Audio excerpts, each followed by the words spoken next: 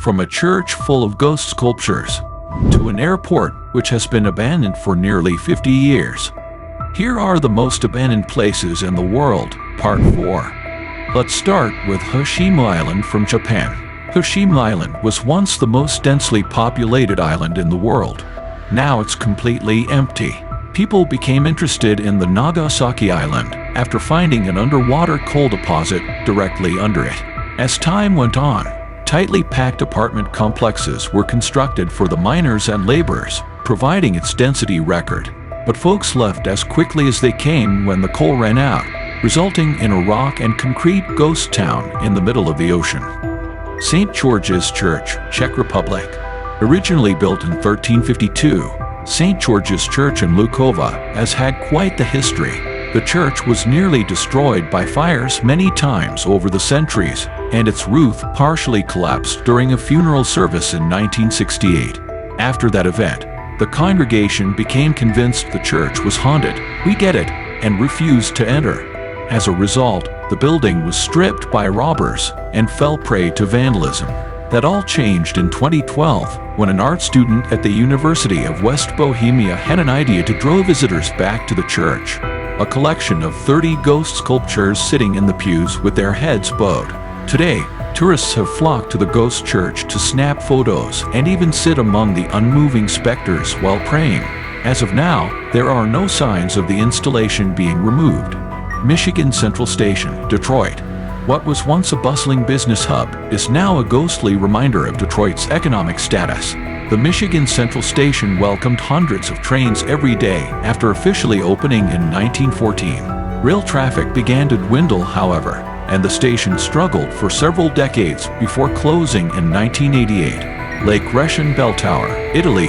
Beginning in 1940, Italian electric company Montecatini built a dam to unify two lakes in South Tyrol, Reschensee and Mittersee. The area was once home to several villages, but the towns were flooded, intentionally, during the dam building process. The only visible reminder of the drowned cities is a 14th century bell tower, sort of like Rapunzel meets the quarter Quell. The surrounding mountains are popular among hikers, and you can even walk right up to the tower when the lake freezes over in the winter. The next is Nicosia International Airport, Cyprus.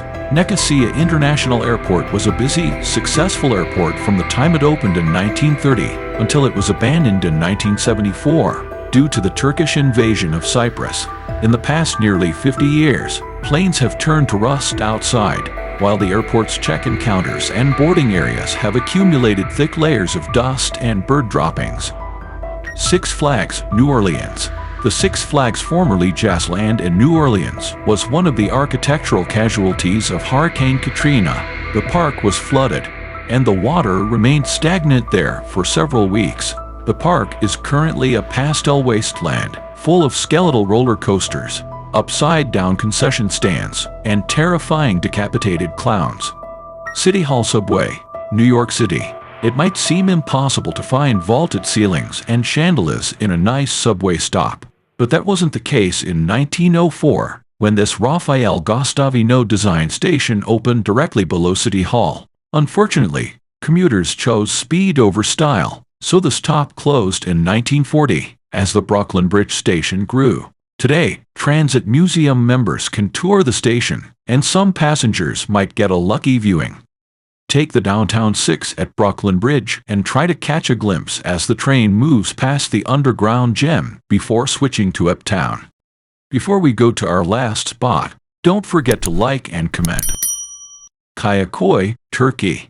Located in southwest Turkey, the abandoned village of Kayaköy was once a thriving community of about 10,000 residents living in religious harmony. Both Greek Orthodox Christians and Muslims built homes here in the 14th century, and the two groups lived peacefully side by side until most of the population was exiled following the Greco-Turkish War in the 1920s. This forced exodus, not to mention a damaging earthquake in 1957, turned Kayaköy into the ghost town you see today. The hillside town is still quite beautiful, with several hundred homes and a few churches standing in quiet defiance and remembrance of a once peaceful society.